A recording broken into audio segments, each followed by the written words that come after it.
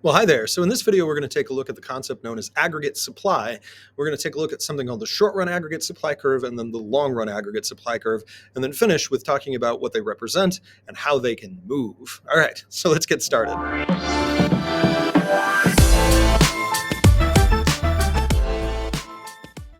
Okay, so the first part up here just kind of gives you the definition of what aggregate supply is. It's really the supply for everything by everybody in the United States. That's the simplest kind of layman's terms way of understanding it. It's the relationship between how much producers are willing and able to sell at all the different price levels that might exist, at all the different inflation rates that might exist in the economy. How much are the producers able and willing to sell? Now, the trouble is that in the short run, there's a different answer from the long run. So, kind of to start with, it's maybe a little bit easier to think about the long run. So, I'm going to actually tell you about the long run side first, and then we'll come back to the short run.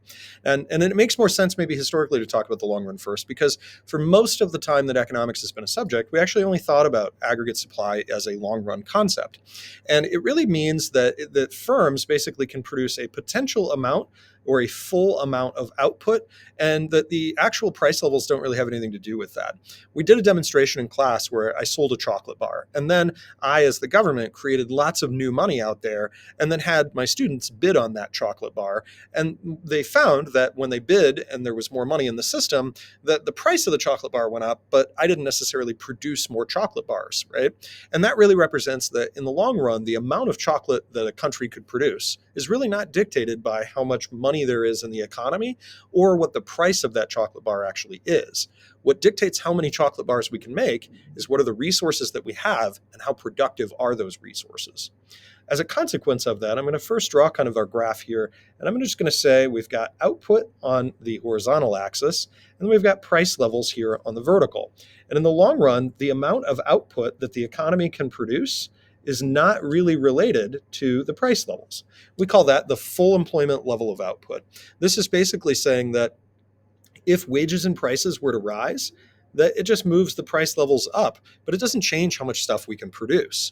And that essentially, that within this long enough time frame, it doesn't really matter what the inflation rate is. We have a certain amount of goods and services we could produce. We have a certain amount of factories, we have a certain amount of workers, we have a certain amount of land, and we have a certain level of productivity of all of those things. And that's actually what dictates this value of output that we could produce. Now, in the 1930s and 1940s, an economist named John Maynard Keynes observed that in short time periods, that this doesn't necessarily hold true. That in short time periods, like 6 months or 3 months or even a year, that actually there's a direct relationship between the amount of stuff that companies are able to produce, that is to say their output, and the price levels.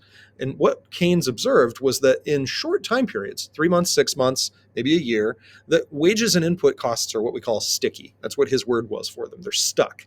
In other words, that if the workers are getting paid this amount, right, the price levels could be rising, but the wages that the workers are getting paid to produce that good is stuck. It's stuck at a lower amount.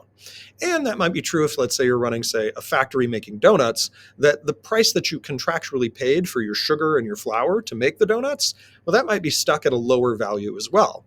Now, as inflation happens, you could sell more of the final product, more of the donuts, and you could sell it for a higher price because it's really easy for you to sell your output at a higher price. You just change the price of the donut while your workers continue to work for that lower wage. And what the effect of that is that it causes the companies to produce lots more units when prices rise like that, because they can take advantage of the fact that their workers and input prices are relatively low, but they could sell their product for a higher price. Now, at that level, then, they'll decide, I'm going to increase my production whenever there's higher prices, because during that window of time when wages and input costs are stuck at the lower level, I could make lots of money. If that concept didn't make sense for you, I want you to rewind what I just said and listen to it a couple of times, because it's really a fundamentally important concept for understanding our macroeconomics. It's this notion that in the short run, wages and input costs are sticky. They don't immediately adjust to inflation or changes in prices. And so as prices rise, what we see is that there's a upward sloping short run aggregate supply curve. And what that tells us is that if prices were to rise, we would go from like this point to this point, that we would actually produce more stuff. We would go from a quantity of output like Y1 to a quantity of output Y2. So the firms would actually produce more stuff. Now, in the long run, long enough time periods, what we find is that those workers and those suppliers who have signed all those contracts, they renegotiate. They go, gee, my goodness, the prices are higher. You have to pay me more for my labor or for my various inputs, right? The flour and the sugar that go into the donuts. And as a result of that, the amount of output will return to a full employment level of output in a long run. Given enough time, and the economy will essentially return to this YF level as wages and input prices rise. So the firm would go, for example, from point A to point B, but then it would go back to a full employment level of output where we've got right here. So again, kind of thinking about why F represents being on a PPC. You could be below that level, that would be at Y1, or you could be beyond your PPC, that would be at Y2. We're going to come back and kind of look at that connection later, but that's really what this represents, right? The value of the amount of stuff that we can produce. And YF means you're at that full employment, right? You're where actual equals potential GDP. Now, these curves can move on us. We could say that SRAS could shift to the right. When SRAS shifts to the right, that's what we call an increase. When SRAS shifts to the left, I'm going to put SRAS 2. When it shifts to the left, that's what we call a decrease. Now, LRAS doesn't usually move. We're not usually going to graph, not going to graph LRAS shifts. Because what LRAS shifting actually represents is in the long run, it represents growth, right? So if LRAS is shifting to the right or to the left, it actually represents a change in the capacity of the economy. So that's another way that we can think about what LRAS represents. It's potential or capacity, whereas SRAS represents current or the actual amount of output of GDP that we're producing. And so one represents capacity, one represents the actual amount. That's another way you can kind of keep them different. Now, there are shifters, and again, most of the time we're going to be dealing with SRAS shifters. Really, price levels, again, don't shift the curve, right? Inflation doesn't shift the curve because it's part of the actual function. But what does shift the SRAS curve is really anything that affects the cost of production or productivity.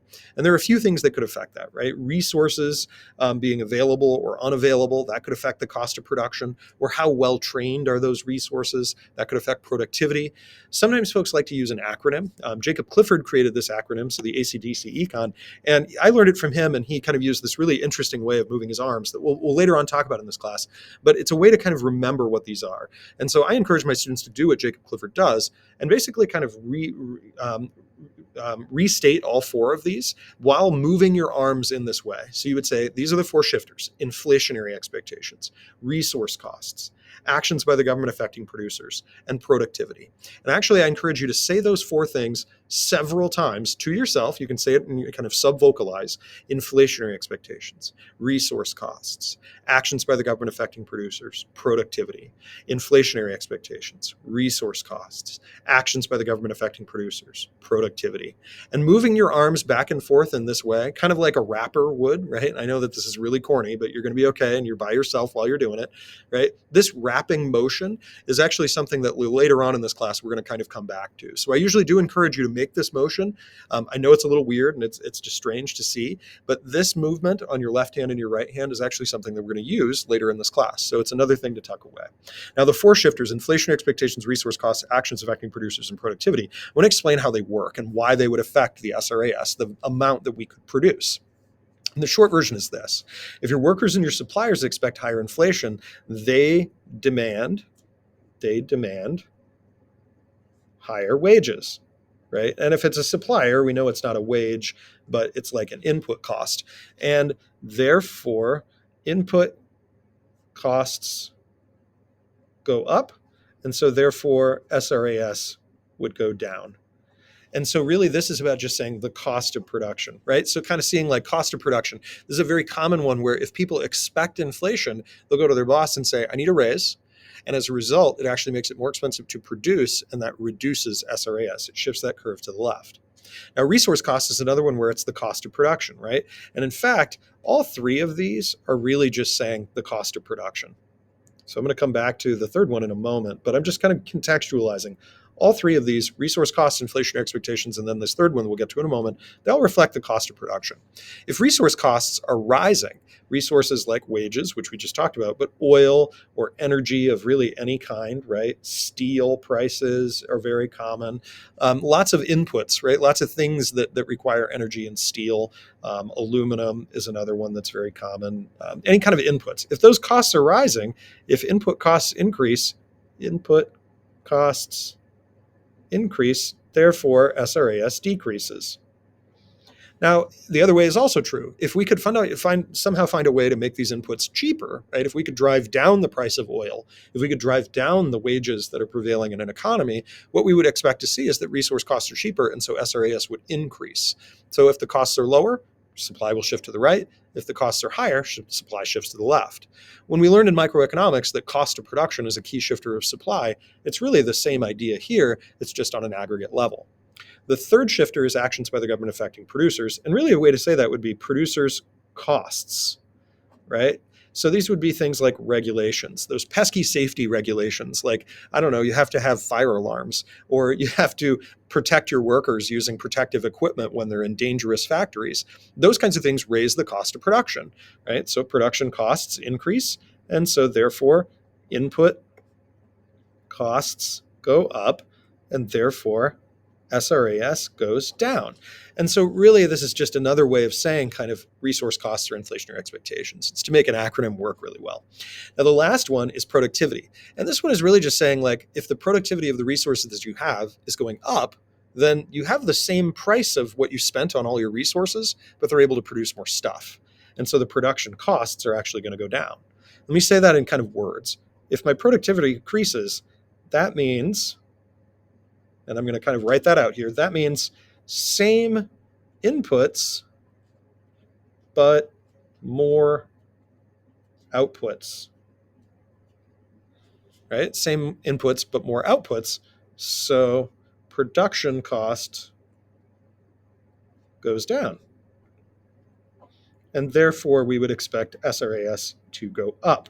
Now, you can actually kind of think about that in a real example, right? Think about maybe AI, right? So thinking about the example of AI.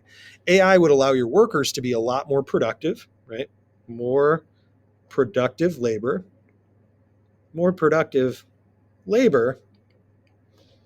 with the same wages. And so that's the key to why AI is such a powerful kind of thing, and why it's kind of taken hold in a lot of ways, is because it makes your labor more productive, but you can pay the worker a similar wage, right? Or same or similar wage. And that's going to make productivity go up. And that allows us to produce more stuff with the same amount of money. And again, that would be an increase in SRAS, a shift to the right. Now, the last thing I want to say is that if SRAS permanent shift, then LRAS shifts in the long run. And so kind of my last little note will be right here, is about shifting the LRAS, and that's kind of where I put this not going to graph LRAS shifts. If the SRAS shift is permanent, then we would actually say the LRAS will shift in the long run, that you could see increase in productive capacity. A way to think about that would be if we permanently made it cheaper to obtain these resources. Maybe there was something permanent that changed about our energy costs. Maybe we developed fusion power, for example. Or if there was something permanently increased in productivity, right? The AI, it's probably not going to be lessening our productivity. And so this is a permanent increase in productivity, then it will actually increase the LRAS. And that's what leads to economic growth. So again, the real key to often connecting to economic growth is through this productivity piece, because almost always once productivity goes up, it stays up, whereas cost of production kind of fluctuate a little bit. So really the key to economic growth, to moving this LRAS line, is productivity. All right, so hopefully this helped you understand the two types of aggregate supply, short run and long run, and what might shift them. I'll see you next time.